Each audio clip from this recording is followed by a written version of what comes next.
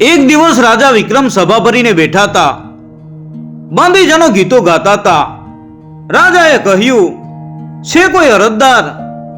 પણ સભામાં કોઈ અરજદાર નહોતો. છેવટે પ્રધાન ઊભો થયો અને હાથ જોડીને બોલ્યો કે મહારાજ, હું અરજદાર છું. પ્રધાને કહ્યું, મહારાજ, મને પુત્ર થશે તો પગપાળા રામેશ્વરની યાત્રા કરીશ એવી મેં બાધા રાખી હતી. આજે પુત્ર 5 વર્ષનો થયો છે, એટલે મને એ બાધા પૂરી કરવાની રજા આપો. એટલે રાજાએ કહ્યું, ભલે સીધાઓ, ધર્મના કામમાં ઢીલ છે નહીં. પ્રધાન પગપાળા યાત્રા કરવા નીકળી પડ્યો. ફરતા ફરતા તે રામેશ્વર પહોંચ્યો. ત્યાં લક્ષ્મણજી અને સીતાજીના ધામ જોયા. રામે બાંધેલો પુલ જોયો. રામેશ્વર ભગવાનના દર્શન કર્યા. એને એવો આનંદ થયો કે 1 માસ ત્યાં ગાળવાનો સંકલ્પ કર્યો.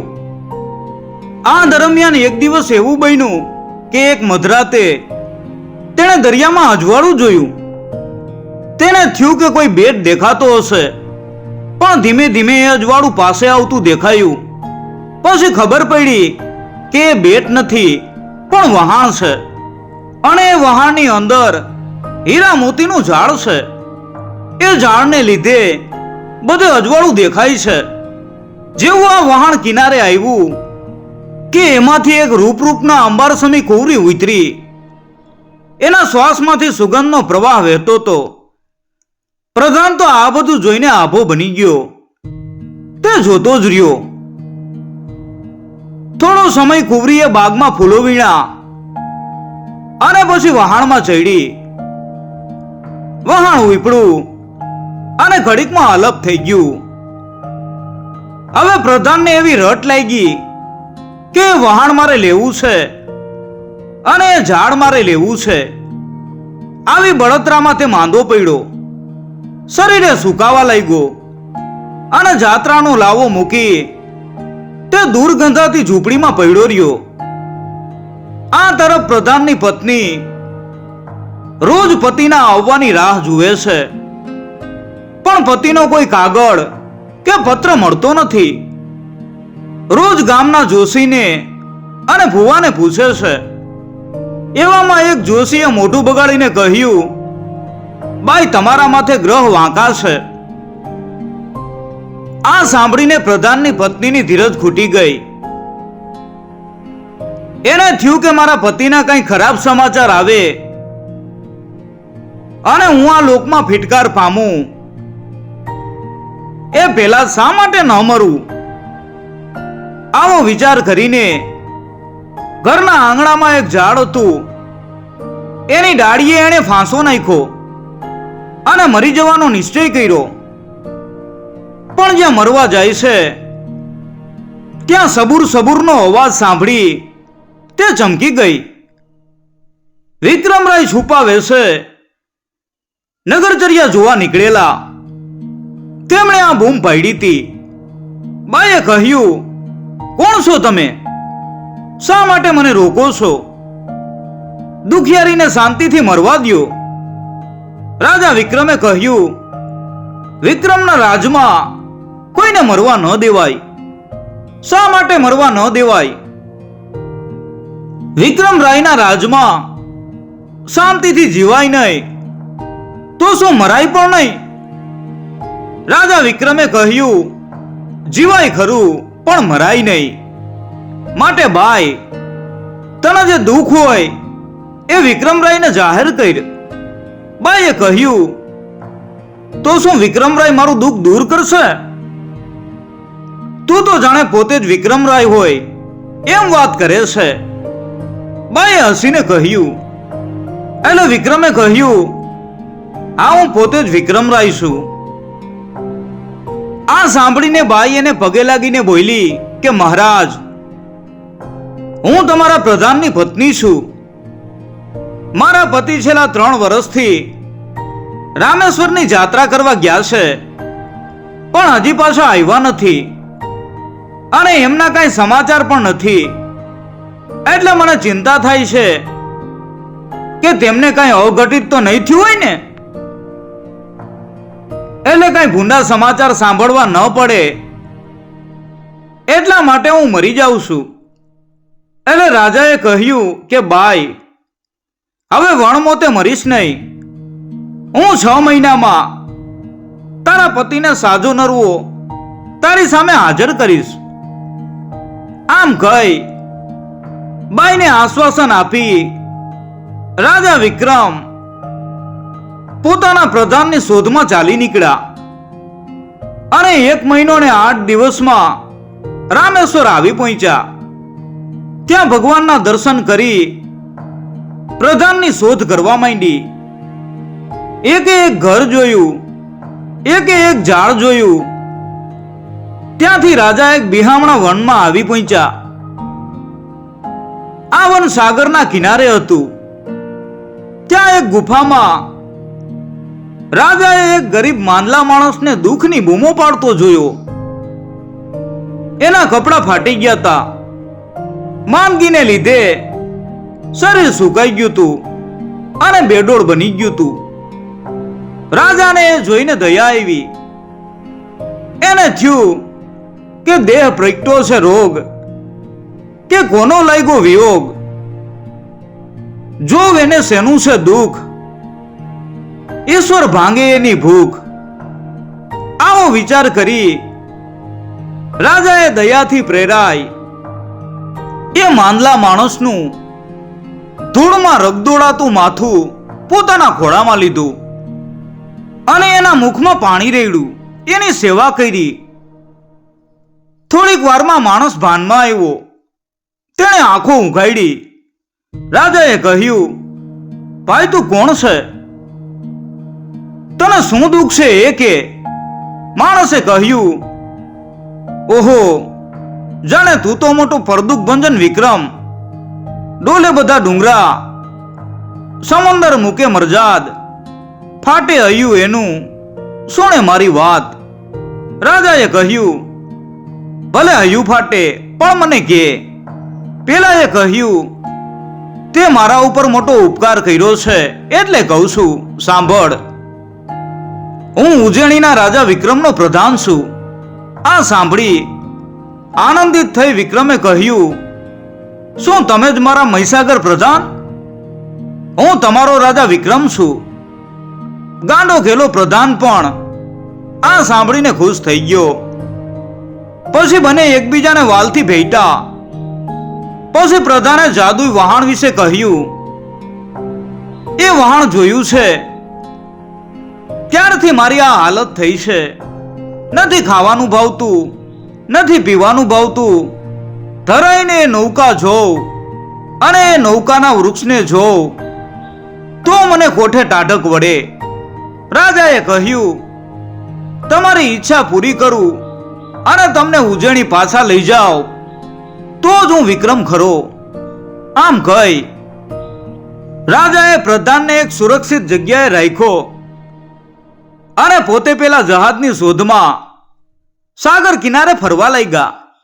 રાત પડી, અંધારું થયું, મધરાત થઈ, પણ રાજા એકી ટસે સાગર તરફ નજર રાખીને બેઠા છે. એવામાં દૂરથી લાખ લાખ દીવા એકી સાથે સળગા હોય એવું અજવાળું દેખાયું. ધીમે ધીમે અજવાળું પાસે આવતું હતું. જાણે કોઈ ટાપુ દરિયામાં તણાઈને આવતો હોય એવું દેખાતું હતું. થોડીક વારમાં એને ખબર પડી કે આ ટાપુ નથી પણ નૌકા છે. નૌકા પાસે આવી. રાજાએ જોયું તો કોઈ અદ્ભુત વહાણ હતું. એની અંદર એક હીરાજડી ઝાડ હતું. એ ઝાડને પાંદડે પાંદડેથી કિરણો છૂટતા હતા અને આખું વહાણ ઝળહળતું થતું હતું. વહાણ કિનારે આવીને ઊભું એટલે એમાંથી 16 વર્ષની સરોવરની સુંદરી કુમકુમ પગલે ધરતી ઉપર ઉતરી. એનું એવું રૂપ હતું કે અપ્સરાઓ પણ એની આગળ પાણી ભરે. સાગર કિનારે એક નાનો બાગ હતો. યુવતી એ બાગમાં ફૂલ વીણવા માંડ્યા. રાજા જોતા રહ્યા. એને થયું કે મારો પ્રધાન મોહ પામી જાય એમાં કાંઈ નવાઈ નથી. ફૂલ વીણા પછી યુવતી નૌકા ઉપર ચડી. રાજાએ એક પલકમાં નિશ્ચય કરી લીધો કે આ નૌકા કોની છે અને ક્યાંથી આવે છે. એ જાણવું હોય તો એનો પીછો કરવો જોઈએ. એટલે રાજા તરત જ અદ્રશ્ય બની ગયા અને યુવતીની પાછળ નૌકા ઉપર ચડી ગયા. બીજી જ પડે સળસળાટ કરતી નૌકા ઉપડી. નૌકાની સાથે વિક્રમ પણ કોઈ અજાણ્યા દેશ તરફ ચાલ્યા. ભર દરિયે એક ખડક પાસે આવીને નૌકા ઊભી રહી. સરોવરની સુંદરી નૌકામાંથી બહાર આવી અને ખડકમાં એક ગુફા હતી એમાં ચાલી ગઈ. રાજા પણ એની પાછળ પાછળ ગુફામાં ચાલ્યા. ગુફા બહુ વિશાળ હતી. એમાં જાત જાતના ભોગ વિલાસ હતા. એક સોનાનો સુંદર પલંગ હતો. એની ઉપર સુવાળી સૈયા પાથરેલી હતી. યુવતી એ પલંગ ઉપર જઈને બેઠી. બીજી એક યુવતી દોડીને આવી અને તેની સામે પાન ધર્યા. તે ખાતા ખાતા યુવતી એની સાથે વાતોએ વળગી. રાજા વિક્રમે વિચાર કર્યો કે હવે હું પ્રગટ થાવ. પલંગની સામે આવીને તે ઊભા અને મંત્ર બોલી પ્રગટ થયા. એકાએક એક માનવીને અંતરિક્ષમાંથી પોતાની સામે પ્રગટ થયેલો જોઈ બંને સ્ત્રીઓને નવાઈ લઈ ગઈ. પલંગ ઉપર બેઠેલી યુવતીએ જરાય ગભરાયા વગર પૂછ્યું, બોલો તમે કોણ છો અને ક્યાંથી આવો છો? તમારું આયુષ્ય ખૂટ્યું લાગે છે. એટલે રાજાએ કહ્યું, પેલા તો તું કોણ છે એ કે. એટલે યુવતીએ કહ્યું, તે જાણીને તારે શું કામ છે? એટલે રાજાએ કહ્યું, મારે કામ છે. તું કોઈ દુખિયારી લાગે છે. આ સાંભળીને યુવતીએ હસીને કહ્યું, અને તમે મોટા સુખિયા લાગો છો. હમણાં મારા રાક્ષસ પિતા આવીને તમારો કોળિયો કરી જાય પછી જોઈએ કે તમે કેવા સુખી છો. એટલે રાજાએ કહ્યું, તમારા પિતા રાક્ષસ છે? સાચું બોલો. ન બોલો તો તમને 33 કોટી દેવોની આણ છે. યુવતીએ કહ્યું, સમ દીધા તો હવે સાંભળો. હું રામ સરોવર નગરીના રાજાની દીકરી છું. મારું નામ સરોવરની સુંદરી અને આ પ્રધાનની દીકરી છે. અમારા નગરમાં દુશ્મનોએ ચડાઈ કરી. એમાં અમારા રાજા હાર્યા અને બધે નાસભાગ શરૂ થઈ. બધા ઉત્તરમાં ભાગ્યા અને અમે દક્ષિણમાં ભાગ્યા. ભાગતા ભાગતા એક ભયાનક જંગલમાં આવ્યા. ત્યાં રસ્તામાં એક રાક્ષસ મળ્યો. તે અમને બંનેને ખભા ઉપર બેસાડી આકાશ માર્ગે ઉડ્યો અને અહીં આવી પહોંચ્યો. એ અમને બહુ સુખ ચેનથી રાખે છે અને કઈ દુઃખ આપતો નથી. એટલે અમે એને પિતા કહીએ છીએ. આ અમારી વાત થઈ. હવે તમે કોણ છો એ કયો. સાચું કહેજો. ન કયો તો તમને સ્ત્રી હત્યાની આણ છે. અને રાજાએ કહ્યું, હું ઉજ્જૈની નગરીનો રાજા વિક્રમ છું. આ સાંભળીને બંને સ્ત્રીઓએ ચમકીને કહ્યું, વિક્રમરાય, પરદુખ ભંજન વિક્રમરાય, તો કોઈ પારકાનું દુઃખ ભાંગવા અહીં આવ્યા હશો. રાજા વિક્રમે કહ્યું, હા, અને તમારું પણ ભાંગીશ. સરોવરની સુંદરીએ કહ્યું, એ તો ઠીક છે, પણ હમણાં મારા પિતાજી આવશે તો તમને કમોતે મારશે. આ ખડકની ગુફામાં કોઈ પણ પુરુષને પ્રવેશવાની મનાઈ છે. રાજા વિક્રમે કહ્યું, હું એનાથી ડરતો નથી. મારી માથે હરસિદ્ધિ માતાનું રખોપું છે અને ભગવાન શંકરની કૃપા છે. સરોવરની સુંદરીએ કહ્યું, પણ આ સાધારણ રાક્ષસ નથી. એ અજીત અને અમર છે. એને માથે પાર્વતી માતાનો હાથ છે. રાજા વિક્રમે કહ્યું, શું વાત કરો છો? એને મારવાનો કોઈ ઉપાય તું જાણતી હોય તો કે. સરોવરની સુંદરીએ કહ્યું, હે રાજન, હું જેનું લૂણ ખાઉં છું એનું મોત મારાથી કેમ બોલાય? જેનું લૂણ ખાઈએ છીએ અમો, એનું મોત પૂછો છો તમો. લૂણ હરામનું મોટું પાપ, ઈષ્ટ દેવ દે અમને સાપ. એટલે રાજાએ કહ્યું, તમે કઈ રાજી ખુશીથી એના આશ્રયે નથી રહેલા. વળી તમારા માતા પિતા ચિંતામાં ઝૂરતા હશે એ પણ નક્કી છે. માટે દુશ્મનના ઘરમાં રહીને એનું ઘર તોડવું તમારો ધર્મ છે. પછી સરોવરની સુંદરીએ રાજાને વાત કરી. રાવણને માર્યા પછી રામ, સીતા અને લક્ષ્મણ પાછા ફર્યા અને ત્રણેય જણાએ 3 ગામ વસાવ્યા. લક્ષ્મણજીએ લક્ષ્મણપુર નામે એક ગામ વસાવ્યું. એ ગામનું રક્ષણ કરવા માટે તેમણે નગર ફરતું એક ચક્ર મૂક્યું. હવે બન્યું એવું કે સાગર કાંઠે એક રાક્ષસ રહેતો હતો. તેણે લક્ષ્મણપુર ઉપર ચડાઈ કરી, પણ ગામને માથે ચક્ર ફરતા હતા એટલે રાક્ષસ સુંદાઈને મરી ગયો. એ વાત એના ભાઈએ જાણી. એણે પ્રતિજ્ઞા કરી કે મારા મોટા ભાઈનું વેર લઉં તો જ હું ખરો. પણ લક્ષ્મણજીના ચક્રને જીતવાની એનામાં તાકાત નહોતી. પછી તેણે મહાદેવને પ્રસન્ન કરવા તપ કરવા માંડ્યું.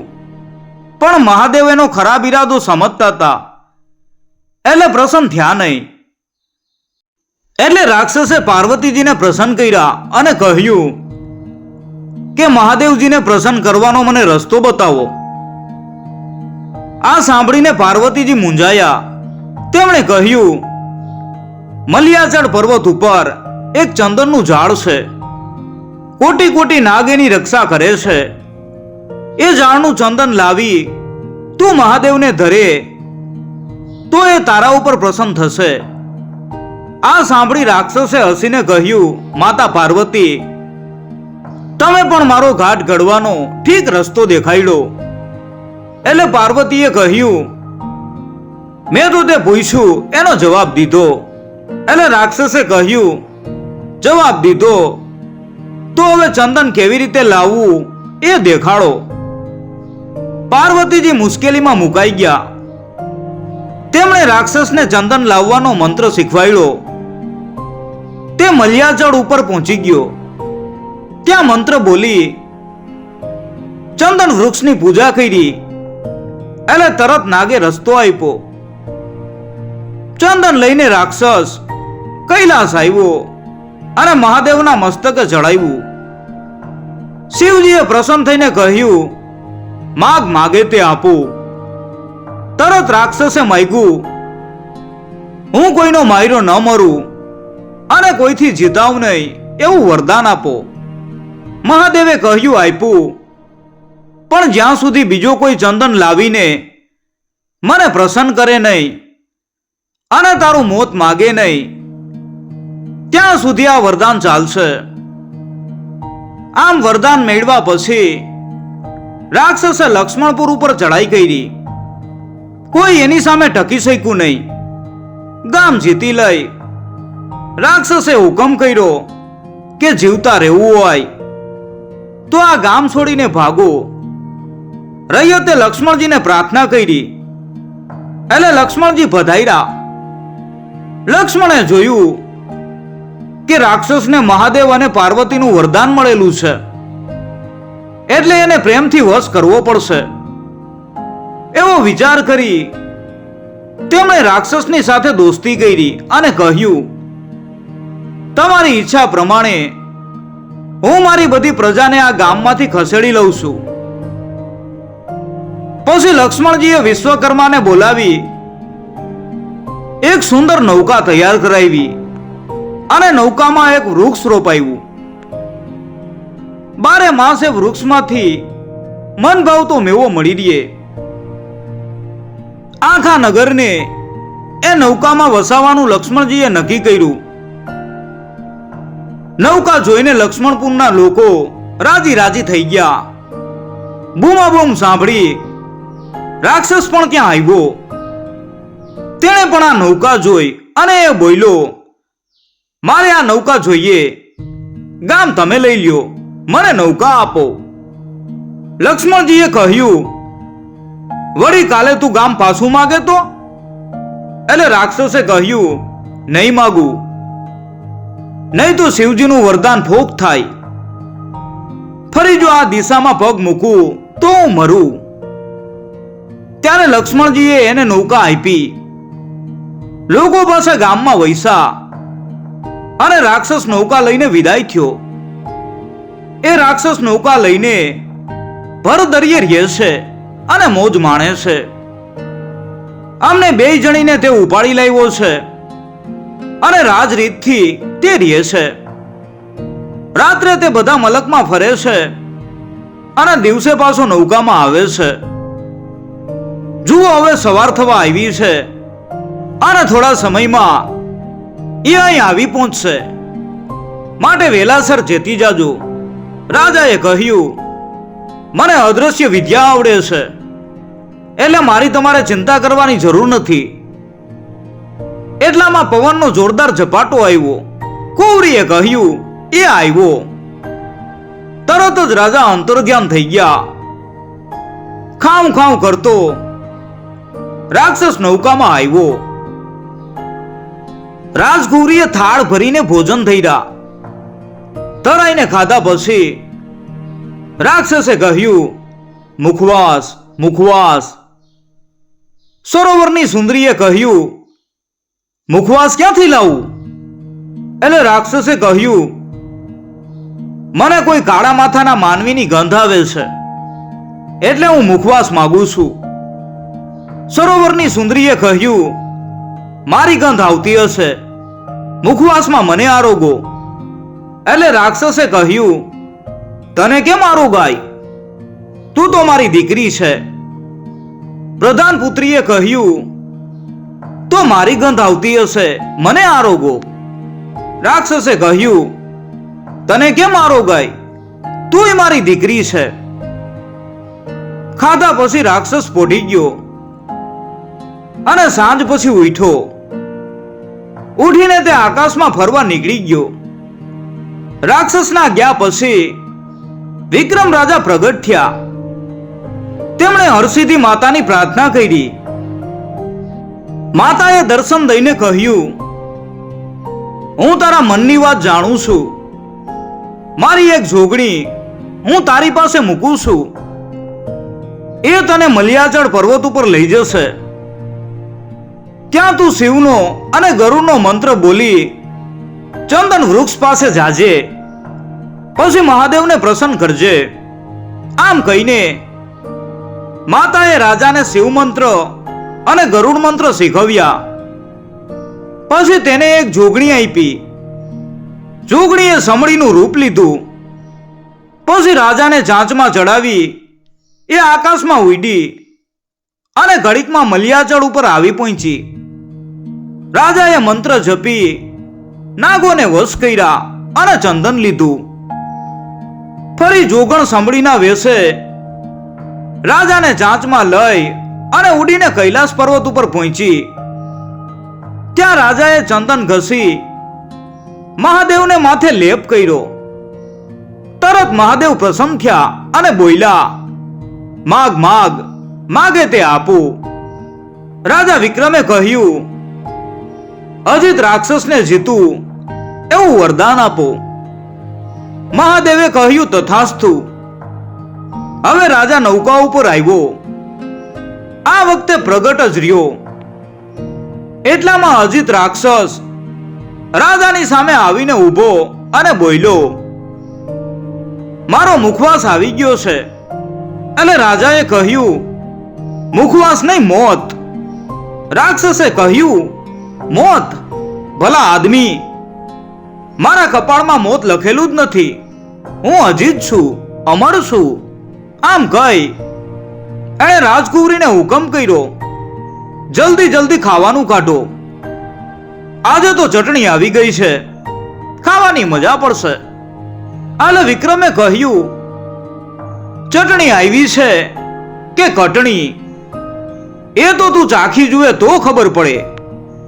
રાક્ષસે ખીજાઈને કહ્યું, ચૂપ રે ચટણી, હમણાં તને ચાટી ખાવ એટલી વાર છે. રાજા વિક્રમે કહ્યું, હમણાં તને ધૂળ ચાટતો કરું એટલી વાર છે. આ સાંભળી રાક્ષસ ગુસ્સે થઈ રાજા વિક્રમની સામે ધઈસો. બંને વચ્ચે ભયાનક યુદ્ધ થયું. રાક્ષસ પહાડ જેવો ઊંચો હતો, પણ રાજા વિક્રમને હરસિદ્ધિ માતાની સહાય હતી અને ભગવાન શંકરનું વરદાન હતું. એણે રાક્ષસને ટાટીઓ ઝાલી આકાશમાં ઊંચો કર્યો અને પથ્થર ઉપર જોરથી પછાડ્યો. ઘડીકમાં રાક્ષસ ત્યાં થઈ ગયો. પછી રાક્ષસનું માથું ધડથી જુદું કરી નાખ્યું. અંતરિક્ષમાં ફૂલોનો વરસાદ થયો. રાજાનો જય જયકાર થયો. પછી વિક્રમરાય રાક્ષસનું બધું જર ઝવેરાત નૌકામાં ભરી રાજકુંવરી અને પ્રધાન કુંવરીને લઈને કિનારા ઉપર આવ્યા. પ્રધાન અધમુવા જેવો પડ્યો તો. એને રાજાએ બોલાવ્યો. ઉઠ ઉઠ મારા પ્રધાન. પ્રધાન જાગ્યો. જાગીને જુએ તો સામે નૌકા અને જડા થતું ઝાડ. એ તો આંખો ફાડીને જોતો રહ્યો. એને થયું, હું વર્ષોના વર્ષો ત્યાં અહીં પડ્યો છું, પણ મને કઈ મળ્યું નહીં. અને આ રાજા ઘડીકમાં આખી નૌકા પામી ગયા. ફટરે મારું નસીબ. એને એવો આઘાત લાગ્યો કે એનું મગજ છટકી ગયું. એને શરીરનું કે વસ્ત્રનું કઈ ભાન રહ્યું નહીં. તેણે રાજાને મન ફાવે એમ ગાળો દેવા માંડી અને ઘડીએ ઘડીએ તેને મારવા લાગ્યો. રાજાએ વિચાર કર્યો કે એકવાર આને ઉજ્જૈની લઈ જાઓ, પછી જોયું જશે. પ્રધાનને નૌકામાં નાખી રાજાએ નૌકા સાગરમાં થઈ અને ક્ષિપ્રામાં વહાવી. સવાર થતા ઉજ્જૈની નગરી આવી. આખું ગામ જોવા ભેગું થયું, પણ પ્રધાન હજી ગાંડો જ રહ્યો. તેને કોઈ મળવા જાય તો એ મારવા દોડે, કોઈ ફૂલથી વધાવે તો એ ધૂળ ઉડાડે, કોઈ વખાણ કરે તો નાગો થઈ ઊભો રહીએ. સૌએ રાજાને પૂછવા માંડ્યું કે પ્રધાનજી આવા કેમ થઈ ગયા? એટલે રાજાએ કહ્યું, મેં ઘણા ઉપાયો કર્યા, પણ એનું મગજ ઠેકાણે નથી આવતું. ત્યારે પ્રધાનના સગાવાલાએ પ્રધાનને પૂછ્યું, આમ ગાંડા કેમ કાઢો છો? કયો? એટલે પ્રધાન બોલ્યો, નૌકા, વૃક્ષ, નાર. આટલું બોલી એણે રાજાને ગાળો દેવા માંડી. રાત્રે રાજા નગરચર્યા જોવા નીકળ્યા. ત્યારે એણે ઠેર ઠેર વાતો થતી સાંભળી કે આ નૌકા અને વૃક્ષ બધું પ્રધાને જ મેળવેલું છે, પણ રાજાએ એની પાસેથી તે પડાવી લીધું છે. એટલે પ્રધાન ગાંડો થઈ ગયો છે. રાજાને થયું કે પ્રધાનને ડાયો ન કરું ત્યાં સુધી મારા માથા ઉપરથી આ અપમાન ટળવાનું નથી. તેણે સવારે ઢંઢેરો પીટાવ્યો કે જે પ્રધાનને ડાયો કરે એને મારી દીકરી પરણાવું અને લાખ સોનામોર આપું. પણ પ્રધાનને ડાયો કરનારો કોઈ નીકળ્યો નહીં. છેવટે રાજા હરસિદ્ધિ માતાને શરણે ગયા અને બોલ્યા, માતા, મારા શિર ઉપર કાળી ઢીલી ચોંટે છે, મને સહાય કરો. માતાએ રાજાને ગંગાજળ આપ્યું. રાજાએ ભરી સભામાં તે પ્રધાનને પાયું. તરત પ્રધાનનું ગાન પણ ઉતરી ગયું અને એ ડાયો બની ગયો. પછી રાજાએ એને કહ્યું, હે મારા મણિસાગર પ્રધાન, રામેશ્વરમાં શું શું બન્યું તે ઈશ્વર સાક્ષીએ સાચે સાચું કહ્યો. પછી મણિસાગરે કહ્યું, હું રામેશ્વરમાં રોકાયો ત્યારે મધરાતે મેં અલૌકિક વહાણ જોયું. તે વહાણમાં મારું મન ચોંટ્યું, પણ મારાથી એની પાછળ જવાયું નહીં. એટલે હું ઝૂરવા લાગ્યો. એવામાં વિક્રમરાયે આવીને મને સાજો કર્યો અને એ વહાણની પાછળ ગયા અને વહાણ જીતીને લાવ્યા. તે જોઈ મને થયું કે હું વહાણ પાછળ ગયો હોત તો વહાણ જીતીને આવત. આવો વિચાર આવતા મારું મગજ છટકી ગયું.